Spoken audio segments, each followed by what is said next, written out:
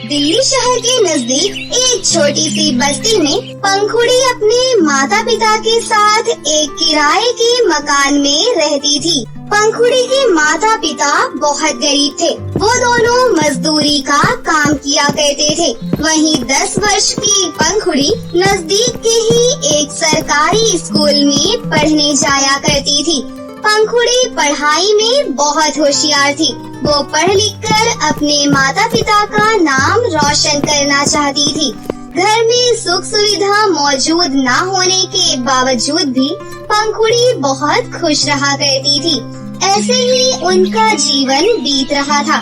एक बार की बात है, संडे का दिन था। पंखुड़ी सोकर उठी ही थी, तभी माँ देविका उसके पास आई और बोली, पंखुड़ी बिटिया, मैंने खाना बना दिया है, हाथ मुंह धोकर खा लेना। मैं और तेरे बाबा काम पर जा रहे हैं। आज हमें आने में थोड़ी देर हो जाएगी, तुम अपना ध्यान रखना।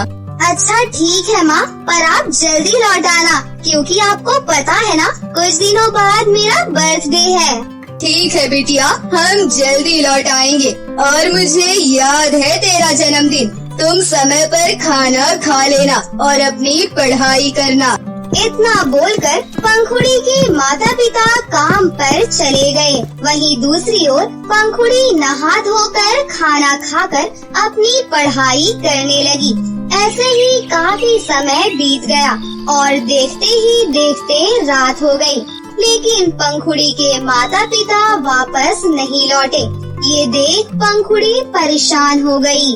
अब तो रात भी हो गई है, पर माँ बाबा अभी तक क्यों नहीं आए? मुझे तो बहुत डर लग रहा है, क्या करूँ? ये कहते हुए पंखुड़ी घर के आंगन में उदास बैठी हुई थी। तभी वहाँ पर एक आदमी घबराता हुआ आया और बोला, अरे पंखुड़ी बिटिया, मेरे साथ जल्दी चलो हॉस्पिटल। क्या हुआ काका, आप इतने घबराए हुए क्यों हैं? बिटिया, तेरे माता पिता का एक्सीडेंट हो गया है। दोनों अपनी आखिरी सांसें गिन रहे हैं। ये सुनते ही पंखुड़ी की आंखों के आगे अंधेरा छा गया और वो दौड़ते हुए हॉस्पिटल पहुंची। लेकिन तब तक बहुत देर हो चुकी थी। अपने माता पिता का मृत शरीर देखकर पंखुड़ी फूट फूट कर रोने लगी। माँ, बाबा, आप मुझे अकेला छोड़कर कहाँ चले गए? मुझे अपने पास बुला लो बाबा। मैं आप दोनों के बिना कैसे जीऊंगी? ये कहते हुए पंखुड़ी अपने माता पिता के मृत शरीर से लिपट कर रोने लगी। फिर उसके बाद नम आँखों के साथ पंखुड़ी ने अपने माता पिता का अंतिम संस्कार किया। फिर दुखी मन से वो घर लौट आई। कुछ दिन बीत जाने के बाद आज पंखुड़ी का बर्थडे होता है, लेकिन अब उसके माता पिता ही उसके साथ नहीं थे। तभी घर की मालकिन सारिका पंखुड़ी के पास आई और बोली, सुन लड़की, अब तो मेरा घर खाली कर दे, अपना कोई और ठिकाना ढूंढ ले। आंटी जी, आप ऐसा क्यों बोल रही हैं? अभी अभी तो मेरे माता पिता की मृत्यु हुई है। मैं कहाँ जाऊंगी? मेरे पास तो पैसे भी नहीं कि दूसरा घर किराए पर ले सकूं। तभी तो मैं तुझे घर खाली करने को कह रही हूँ। आज ही मैं दूसरा किराएदार रख रही हूँ। तुझ भिखारन से तो किराया मुझे मिलने से रहा। चल जल्दी से मेरा घर खाली कर। नहीं नहीं आंटी जी, प्लीज मुझे घर से बाहर मत निकालिए। मैं कहाँ जाऊंगी? मेरा इस दुनिया में कोई नहीं है, मुझ पर दया कीजिए। लेकिन सारिका ने पंखुड़ी की एक नहीं सुनी और गुस्से से बोली, तू यहाँ से जाती है कि नहीं, या फिर धक्के मार कर तुझे बाहर निकालूं? पंखुड़ी ने बहुत विनती की, लेकिन सारिका ने पंखुड़ी को घर से धक्के मारकर बाहर निकाल दिया। बेचारी अनाथ और बेसहारा पंखुड़ी भूखी प्यासी यहाँ वहाँ भटकने लगी और लोगों से मदद मांगने लगी, लेकिन किसी ने भी उसकी मदद नहीं की। काफी देर चलते चलते पंखुड़ी थक कर एक पेड़ के नीचे बैठ गई। तभी उसे कुछ दूरी पर एक बूढ़ी औरत दिखाई दी जो कराह रही थी। उनके पैरों में चोट लगी थी। ये देख पंखुड़ी उनके पास आई और बोली, अरे अम्मा, आपके पैर में तो चोट लगी है और खून भी निकल रहा है। ये कहते हुए पंखुड़ी ने फटाफट से अपने पहने हुए कपड़े का एक सिरा फाड़कर बूढ़ी अम्मा की चोट पर बांध दिया। ये देख बूढ़ी अम्मा बोली, अरे बेटिया, तुमने मुझ अजनबी के लिए अपना कपड़ा खराब क्यों कर लिया? कोई बात नहीं अम्मा, कपड़ा ही तो है। आपकी चोट से खून निकल रहा था, देखो अब खून निकलना बंद हो गया है। मेरे माँ बाबा ने सिखाया है हमेशा हमें दूसरों की हर संभव मदद करनी चाहिए।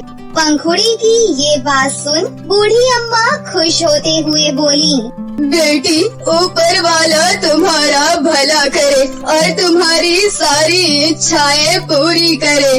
अच्छा अम्मा, अब मैं चलती हूँ। पंखुड़ी के इतना बोलते ही वो बूढ़ी अम्मा एक परी के रूप में बदल जाती हैं। अरे आप तो एक परी है ना? मुझे आपकी कहानियाँ सुनना बहुत पसंद है। हाँ बेटा, मैं एक परी हूँ और मैं तुम्हारे बारे में सब जानती हूँ। मैं यहाँ पृथ्वी पर गरीब और जरूरतमंद लोगों की मदद करने आती हूँ। अच्छा बताओ, तुम इतनी उदास क्यों हो? परी जी, मैं आपको क्या बताऊं? मेरे माता पिता मुझे कुछ दिनों पहले ही छोड़कर इस दुनिया से चले गए और देखो आज मेरा बर्थडे है, लेकिन मेरा अब इस दुनिया में कोई भी नहीं है जिसके साथ मैं खुशी से अपना बर्थडे मना सकूं।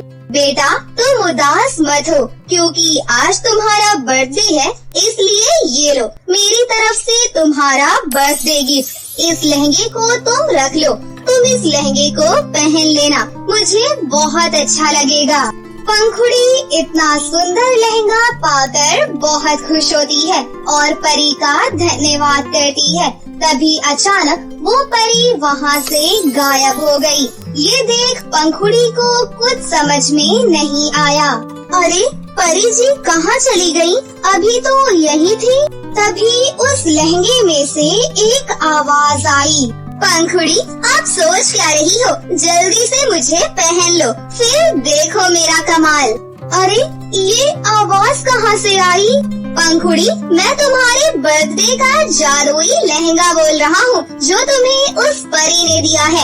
आप ज्यादा सोचो मत और फटाफट से मुझे पहन लो और जो तुम्हारी इच्छा हो वो मुझसे मांग लेना। पंखुड़ी ने फौरन वो जादुई लहंगा पहन लिया। जादुई लहंगा पहनते ही पंखुड़ी बोली, मैंने कल से कुछ नहीं खाया, बहुत जोरों की भूख लग रही है।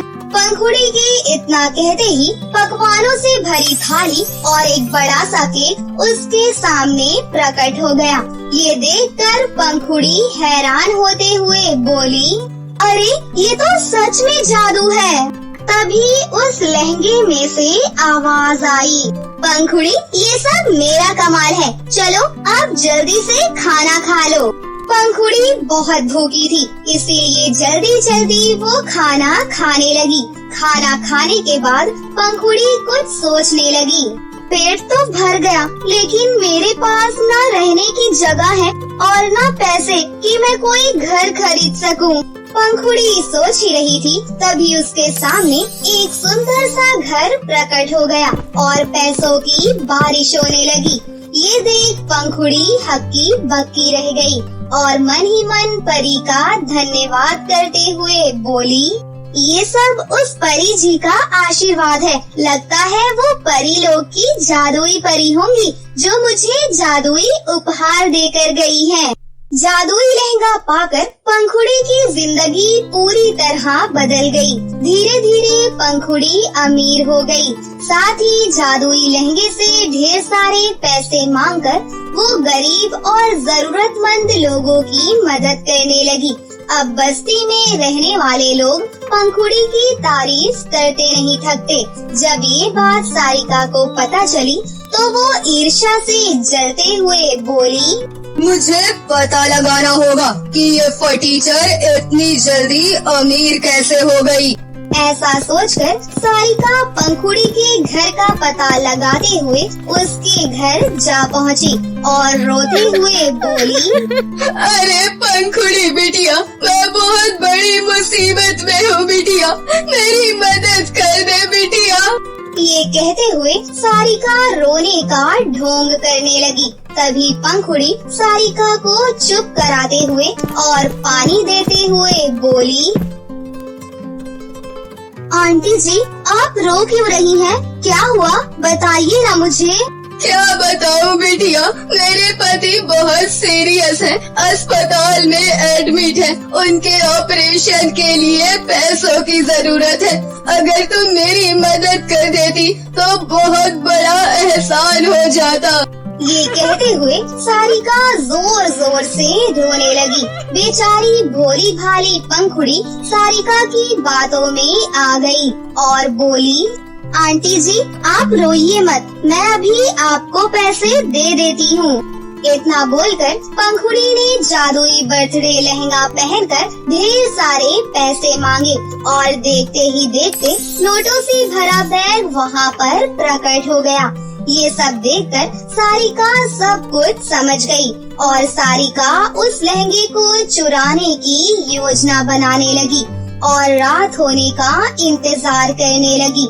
रात होते ही वो पंखुड़ी के घर जाकर जादुई लहंगा चुराकर अपने घर ले आई और खुश होते हुए बोली, अब तो मैं इस जादुई लहंगे को पहनकर माला माल हो जाऊंगी। चलो जल्दी से मैं ये लहंगा पहन लेती हूँ।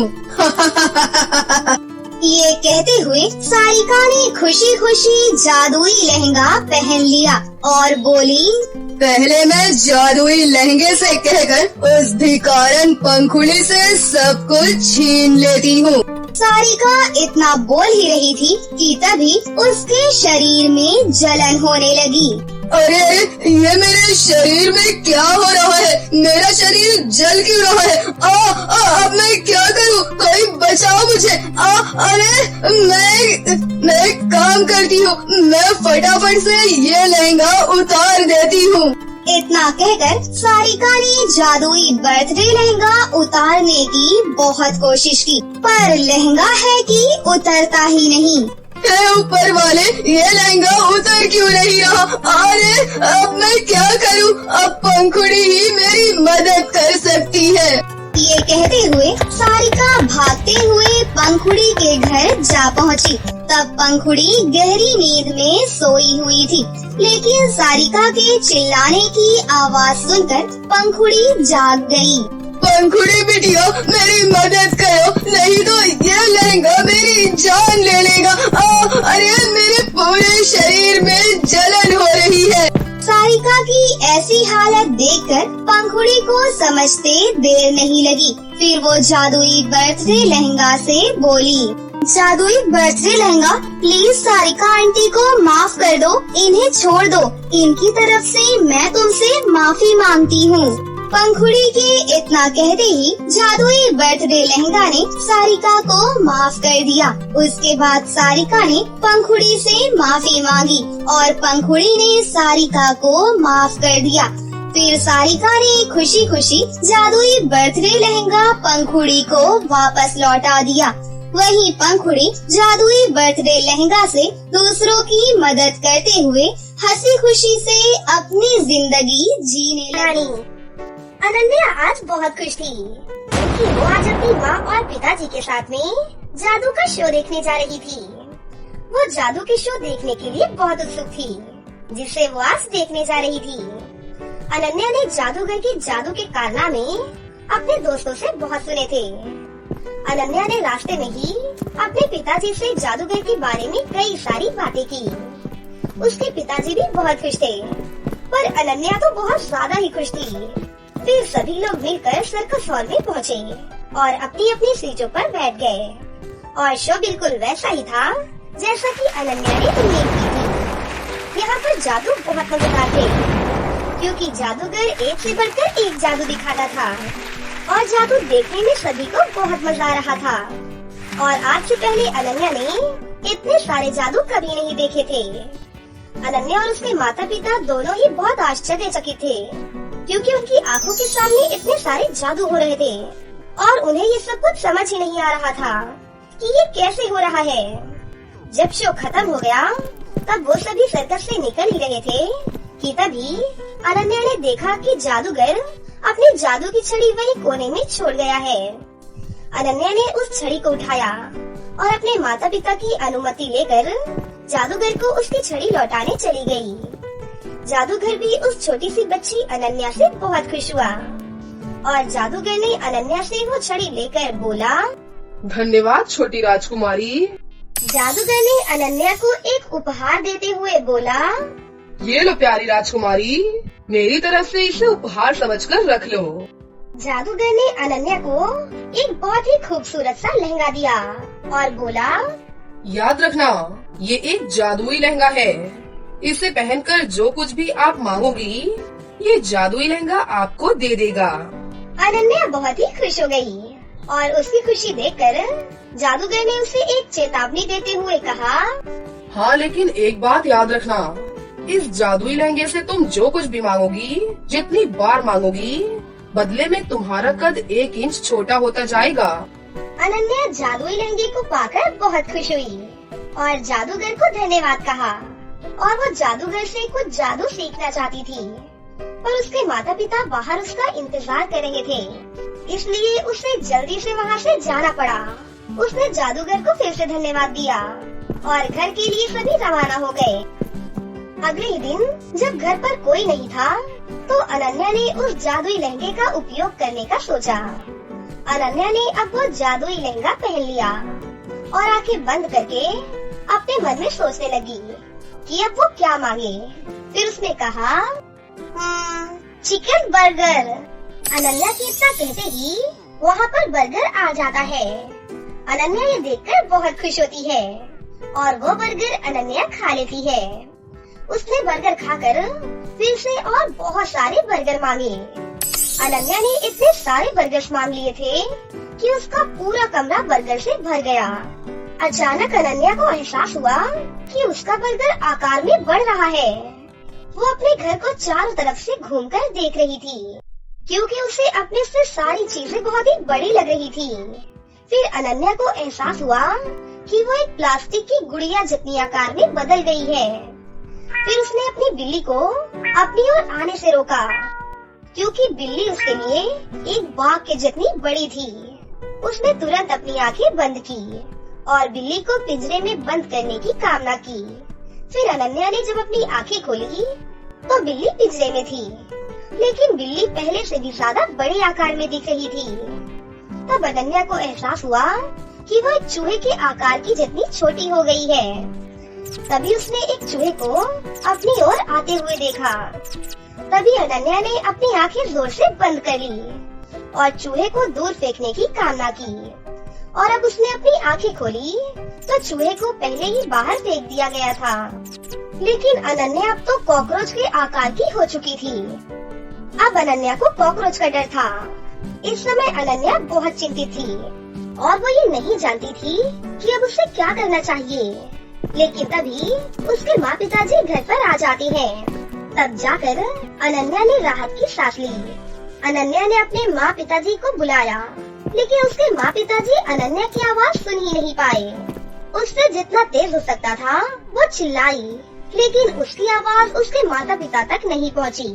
जब उसके माता पिता घर के अंदर पहुँचे तो उन्होंने बहुत सारे बर्गर्स देखे, लेकिन अनन्या आसपास कहीं भी नहीं थी। और जब अनन्या के माँ पिताजी ने बिल्ली को पिंजरे में देखा तो बिल्ली को पिंजरे से आजाद कर दिया। अब अनन्या के पापा ने अनन्या को इन सब चीजों के बारे में पूछने के लिए बुलाया। अनन्या इधर आओ, ये सब क्या है? लेकिन अनन्या के माँ पिताजी को अनन्या कहीं भी नहीं मिली और फिर बिल्ली ने उन्हें दिखाया कि अनन्या कहाँ पर है। बिल्ली उसकी मम्मी को अनन्या के पास लेकर आती है। तब उसकी मम्मी देखती है कि अनन्या एक कोने में बैठकर रो रही थी। अनन्या का आकार इतना छोटा सा देखकर उसके पिता ने उसे अपने हाथ में उठाया और उससे पूछा, क्या हुआ अनन्या बेटी? अनन्या ने रोती हुई आंखों से अपने पिता को सब कुछ बताया। अनन्या और उसके माता पिता तुरंत उस जादूगर के पास गए और उन्हें अपनी समस्या बताई। ये सब देखकर जादूगर मुस्कुराया और बोला, कोई बात नहीं, आप इस लहंगे के 2 टुकड़े कर दो। एक टुकड़ा मेरे पास यहाँ छोड़ दो और एक टुकड़ा दूर किसी कुएं में जाकर छोड़ दो, और फिर कल अनन्या अपने सामान्य आकार में वापस आ जाएगी। अनन्या के पिताजी ने लहंगे को 2 टुकड़ों में काट दिया। फिर जादूगर के पास एक टुकड़ा छोड़ दिया और एक दूसरा टुकड़ा घर के रास्ते पर पड़ने वाले एक कुएं पर छोड़ दिया। अगली सुबह जब अनन्या सोकर उठी तो वो अपने सामान्य आकार में वापस आ गई थी और अब अनन्या को समझ में आ गया था कि जल्दबाजी में कोई भी काम नहीं करना चाहिए। और उसके बाद वो हंसी खुशी अपनी जिंदगी जीने लगी।